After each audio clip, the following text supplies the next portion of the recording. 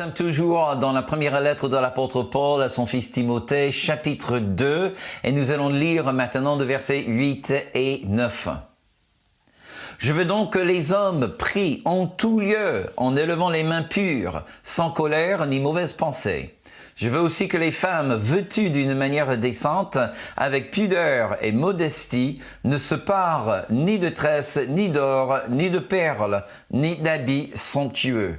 Si nous voulons vraiment comprendre ce que Paul cherche à véhiculer à son fils Timothée ici, par rapport à la différence entre les hommes et les femmes, il est impératif que nous quittions pour cette émission la lettre de Paul à Timothée et que nous tournions notre regard vers la lettre de Paul à l'église à Corinthe. Car il y a un passage qui pour moi est la fondation principale pour comprendre cette notion de la différence entre les hommes et les femmes. Prions. Père très saint, nous sommes tellement reconnaissants pour la parole de Dieu. Nous savons que nous pouvons regarder dans le monde et nous voyons que la confusion. Et Seigneur, nous avons besoin à être recentrés sur la parole de Dieu. Nous avons besoin que tu nous ouvres les yeux. Seigneur, nous avons aussi besoin de nous déconnecter de tout esprit religieux qui a toujours cherché, depuis les millénaires, à ne pas libérer nos femmes dans la plénitude de la grâce de Dieu. Et Seigneur, nous prions que tu nous donnes maintenant l'esprit de révélation avec l'esprit de sagesse dans toute la connaissance de Christ. Oh Père, épargne-nous de la religion. Épargne-nous aussi de tout cet esprit dans le monde. Et amène-nous dans la révélation de la parole de Dieu. Et nous le prions dans le nom glorieux de Yeshua, le nom du Seigneur Jésus-Christ. Amen et Amen. Alors mes amis, je vous invite maintenant à regarder avec moi 1 Corinthiens chapitre 11 et nous allons lire à partir de verset 3. Paul, il écrit à l'église à Corinthe en disant « Je veux cependant que vous sachiez que Christ est le chef de tout homme, que l'homme est le chef de la femme et que Dieu est le chef de Christ. Tout homme qui prie ou qui prophétise, la tête couverte, déshonore son chef. Toute femme, au contraire, qui prie ou qui prophétise, la tête non voilée, déshonore son chef. C'est comme si elle était rasée. Car si une femme n'est pas voilée, qu'elle se coupe aussi les cheveux.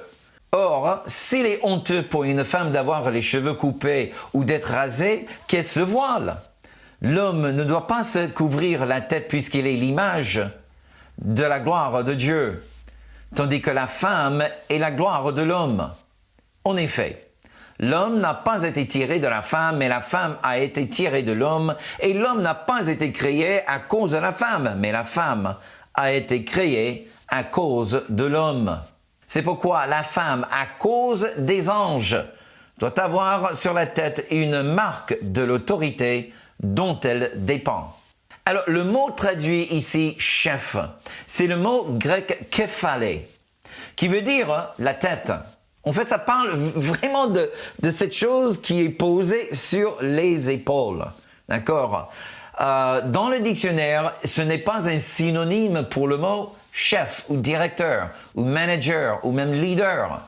Ça parle littéralement de ce membre de notre anatomie qui maintient l'ordre dans tout le reste.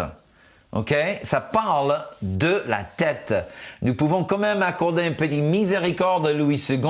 Quand même, la Bible a été traduite en 1880. Donc, il était un homme de sa génération, un homme de sa culture. Donc, et la phrase « Dieu est la tête de Christ » n'a vraiment aucun sens. Donc, c'est pour cela que Louis II, il a traduit le mot « tête » dans le mot « chef ». Mais c'est une interprétation du mot, pas une traduction du mot, et à mon avis, une très mauvaise interprétation. Alors, pour continuer, j'aimerais vous introduire un nouveau mot que j'ai rajouté dans le Petit Robert. Vous savez qu'avec mes origines américaines, anglo-saxons, parfois je me permets d'inventer des nouveaux mots qui n'existent pas dans la belle langue française. Alors, comme nous parlons de Jésus étant notre Seigneur, nous avons aussi, quand on parle de Jésus étant notre Seigneur, on peut parler de sa Seigneurie. D'accord ? Dans le même sens, j'aimerais vous parler de cette notion que Christ est la tête de l'homme. Et si vous me permettez, je parlerai de la têterie de Christ. Je sais, c'est pas très joli, et pour nos spécialistes dans la bonne littérature française, ça vous fait mal aux oreilles, d'accord? Mais il est juste très difficile à vraiment véhiculer la révélation, parce que c'est ça la révélation. Ok, l'homme n'est pas le chef de la femme, du tout. Elle n'a qu'un seul chef, et c'est le Seigneur Jésus. L'homme n'est pas le Seigneur de la femme. Encore une fois, un seul est mort à la croix pour la femme. Donc, son mari n'est pas son Seigneur, son mari n'est pas son chef. Mes amis, mais son mari est sa tête. Qu'est-ce que ça veut dire exactement? Et c'est ça ce que nous allons voir maintenant. À savoir que le mot Seigneur vient du mot grec kurios, qui signifie quelqu'un qui est suprême en autorité. Et on va pas prendre le temps d'analyser tous les textes bibliques parce qu'il y a des centaines et des centaines de textes où le mot Seigneur apparaît. Mais il suffit simplement de tirer de là la notion de la hiérarchie. Okay? Le Seigneur est toujours au-dessus des autres. C'est à lui qui retient une valeur suprême. Amen. Et son autorité est innée. C'est-à-dire qu'il n'a pas reçu son autorité de qui que ce soit. Il est Seigneur. C'est la raison pour laquelle on dit de Jésus, il est le Seigneur des Seigneurs. Amen. Donc, mais quand on parle de la Seigneurie, quand on parle de Jésus étant notre Seigneur, que Dieu est le Seigneur de tout, nous parlons de quand même il est au-dessus de tout le reste. Et tous ceux qui sont en dessous apporte l'hommage à celui qui est au-dessus. Gloire à Dieu. Dans la Seigneurie, il n'y a pas la moindre notion de légalité. Amen. Le Seigneur ordonne, celui soumis fait ce qui est ordonné et c'est son plaisir. Comme Jésus dans la parabole du servant, il a dit, après avoir travaillé les champs toute la journée, le serviteur vient, il prépare à manger à son maître et même le maître ne lui dit même pas merci parce que tout ce qu'a fait le serviteur est simplement normal, ça fait partie de son travail en tant que serviteur. D'accord, amen. Donc, c'est ça la notion du Seigneur, de la Seigneurie. Mais ce que nous allons voir, mes amis, c'est que la notion d'être la tête est complètement différente. Paul, il écrit aux Colossiens en chapitre 1 et le verset 18, « Jésus, il est la tête du corps, l'Église. Il est le commencement, le premier-né d'entre les morts, afin d'être en tout le premier. » Le mot ici, c'est le mot protéio, qui veut dire prééminence. Prééminence en rang et en influence. Donc, cette notion, la tête reçoit la prééminence. C'est-à-dire que la tête, tous ceux qui sont soumis ou en dessous de la tête donnent à la tête la prééminence en rang et en influence. N'est-ce pas vrai que c'est la tête qui est premier par rapport à ton corps, parce que c'est la tête qui apporte une influence sur tous les autres membres du corps. Et dans le même sens, dans l'Église de Jésus-Christ, qui est le corps du Christ, dont Jésus est la tête, amen, il a la prééminence en rang et puis en influence. En 1 Corinthiens chapitre 12 et le verset 23 à 25, Paul écrit « Et celles que nous estimons être les moins honorables du corps, nous les entourons d'un plus grand honneur. Ainsi, nos organes les moins décents sont traités avec plus d'égard, tandis que ceux qui sont décents n'en ont pas besoin. Dieu a disposé le corps de manière à donner plus d'honneur à ceux qui en manquaient, afin qu'il n'y a pas de division dans le corps. Vous avez bien capté cette dernière phrase? Dieu a disposé le corps. Maintenant, c'est vrai que Paul, il parle peut-être du corps physique, mais avec quand même un parallèle avec le corps de Christ, le corps spirituel. Et il dit, Dieu a disposé le corps de manière à donner plus d'honneur ou plus de valeur à ceux qui en manquaient. Et ça, c'est très important pour nous de pouvoir distinguer entre la notion que quelqu'un est Seigneur et quelqu'un qui est la tête. Parce que c'est pas du tout la même chose, mes amis. Pas du tout. OK? Il est vrai que dans la relation entre Jésus, le Fils de Dieu, et Dieu le Père, il y avait les doubles aspects de la relation. Il y avait parfois où le Père exerçait le rôle de Seigneur, il y avait parfois le Père qui exerçait le rôle de la tête. Dans le même sens, dans la relation entre Christ et l'homme, parfois Jésus, il agit en tant que Seigneur dans la vie d'un homme, parfois il agit en tant que tête dans la vie de l'homme. Mais quand il s'agit de la tête de l'homme dans la vie de sa femme, il n'est jamais Seigneur. Il est uniquement la tête. Encore, on continue, parce que, mes amis, si nous passons à côté de cette révélation entre la différence de la seigneurie et, excusez-moi mes amis, la têterie, si on ne comprenons pas la différence entre les deux, nous passons complètement à côté de la vérité qui doit régner dans la relation entre un homme et une femme. Alors, en revenant sur 1 Corinthiens chapitre 12, lorsque Paul il parle du corps, il dit que les membres du corps, qui sont les moindres, qu'est-ce qu'on fait? C'est la tête qui va accorder à ce membre plus d'honneur et plus de valeur. C'est-à-dire que nous voyons que la relation entre la tête et corps est complètement différente que la relation entre le Seigneur et le serviteur. Dans la relation entre la tête et le corps, la tête cherche à valoriser les membres individuels du corps et exalter chaque membre au même niveau que la tête. Paul, il confirme ceci dans le verset 21. Il dit, « L'œil ne peut pas dire à la main, « Je n'ai pas besoin de toi ». Écoutez le suivant. « Ni la tête dire aux pieds. » Rappelez-vous, qui est la tête de l'Église? C'est Jésus. Donc, la tête ne peut pas dire aux pieds, « Je n'ai pas besoin de vous ». C'est ça la différence.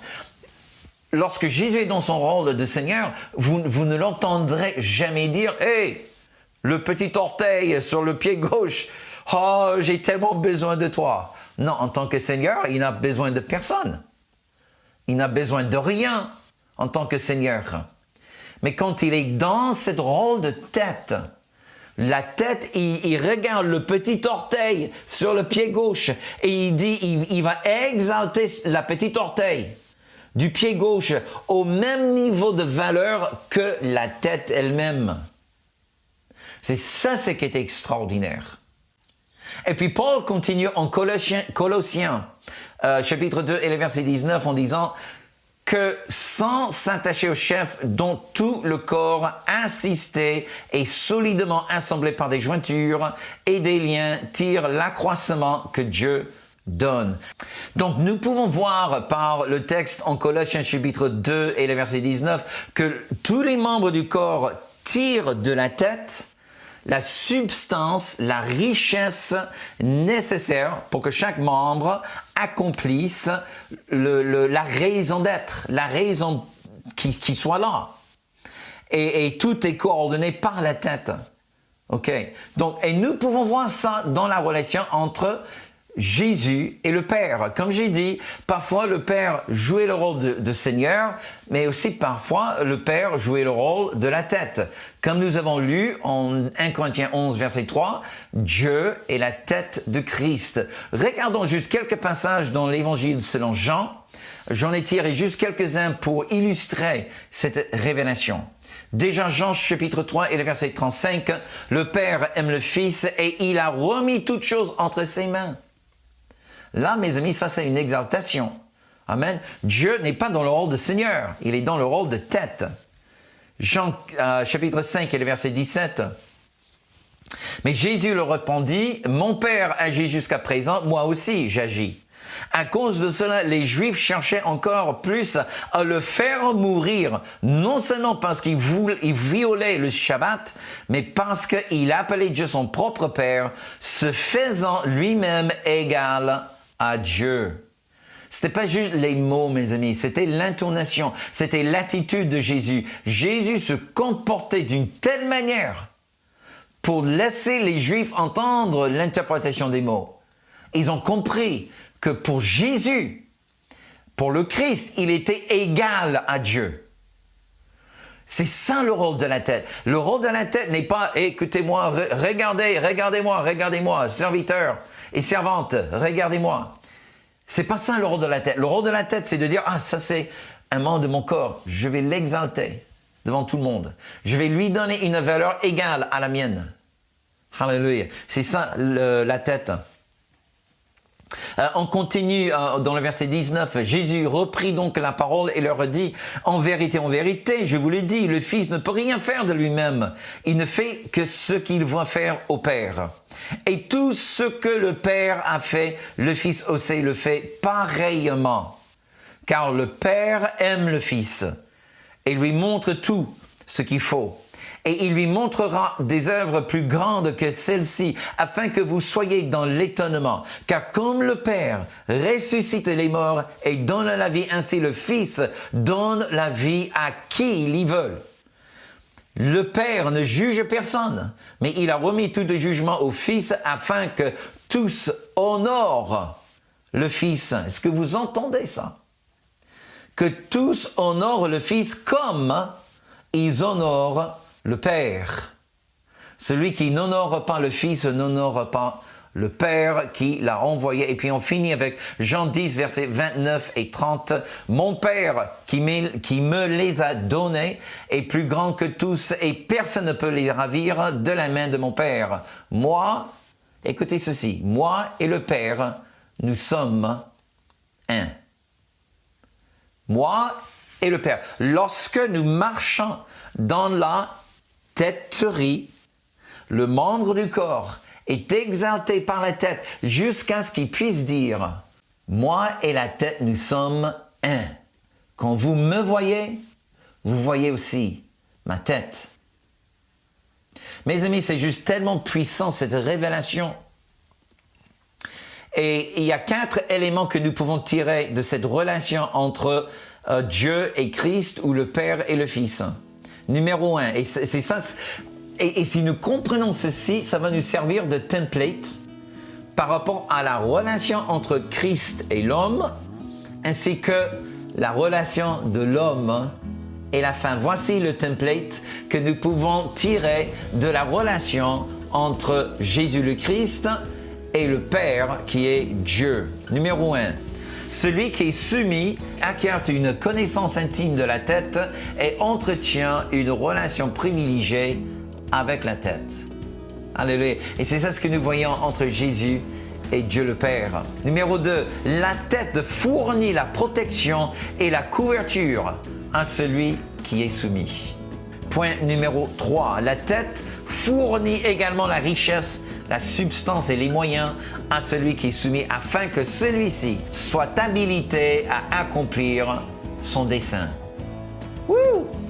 Amen. C'est-à-dire que le rôle de la tête n'est pas juste coordonner tout, mais le rôle de la tête, c'est d'envoyer la substance nécessaire pour que le membre du corps puisse accomplir son rôle. Trouver son identité. Tout commence dans la tête, mes amis. Tout coule depuis la tête. Et puis numéro 4, et on va finir. Celui qui est soumis reconnaît la prééminence de la tête, tandis que la tête travaille à exalter celui qui est soumis à l'égalité. Et parfois, cette exaltation prend place même dans les lieux publics afin que tout le monde soit témoin. Jésus il a dit ceci, ayant Dieu comme sa tête. Le Père et moi, nous sommes un. Lorsque vous me voyez, vous voyez aussi le Père. Mes amis, c'est ça, la tête.